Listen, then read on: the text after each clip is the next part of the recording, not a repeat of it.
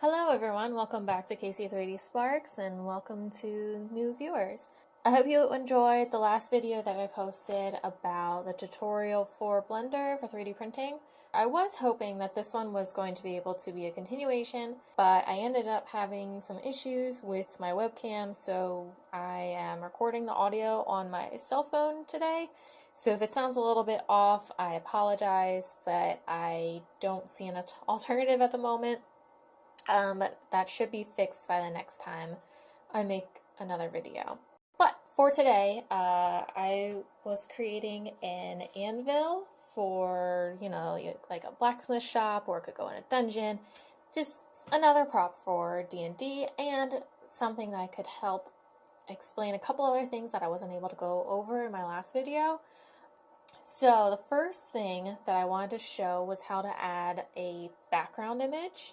If you open up the side panel with N, you'll notice when you scroll down, there is actually a background image selection. If you check that box, it'll come up with a little file folder picture, and you can hit open on that, and you can navigate to the picture that you want to have as your background image. And in there, once you import the image, for me, for this anvil picture that I used, I simply just Googled anvil reference and picked the first thing that was on Google reference, or Google Images, and then was able to change the position and opacity right in that little menu.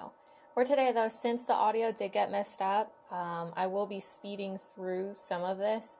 As you can see, I'm just doing a bunch of extrusions from the initial cube. I already hid the camera and the light because obviously I don't need it. And then I'm also using the sharpen tool, the Shift E, a lot here as well after I added the subdivision surface modifier. Just because this does have nice smooth edges that are rounded with the crisp edges as well. So typically, subdivision surface modifier is something that you'll probably almost always use unless it's a very geometric shape. So other than that, you'll pretty much always use this modifier. But for right now, I was pretty much just making the initial anvil without the rounded part on the left, just because the way it is nice and sharp. And then, and then I'll go back and add the left part and the two cutouts at the top with a boolean, because I figured out something that I will show you later on was basically resetting part of the mesh itself after it's been extruded and sized. But here I'm just adding a cone to do the pointed part, just lining it up, and then I'll move it. I did move it once the basic shape was in place. But the main thing I wanted to make sure was that that pointed part wasn't too small, which I have already uploaded it to Shapeways, and the way I modeled it is correct, and it's not too small. It fits pretty much any material that you would like to print. But there, I'm just creating the two boxes, and then I add 3 Boolean modifiers to cut out the boxes and also to add on the rounded part. Sorry, I don't know the technical name for that part of the anvil.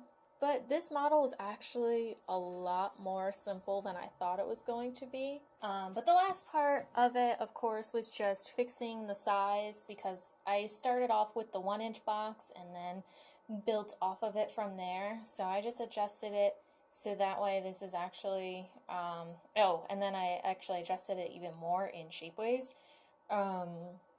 So it is 1 inch long exactly, and a little bit less than ½ an inch high, since the characters themselves are 1 inch for the tabletop games that I play, and anvils of this size and what I was thinking of come up a little bit lower than the waist. So I figured this would be an appropriate size for it. But if you have any questions or you want to go over anything that I went in this video or the last video, please comment any questions or constructive criticisms, I would really appreciate it. But please make sure you give this a thumbs up and subscribe, and you can also go to my website if you're not on there already and subscribe to that as well, so that way you can see whenever I post things. But again, please let me know if you have any questions. I look forward to hearing from you, and I'll get back to you as soon as I can. Thank you so much, and I hope you enjoyed this video. See you next time.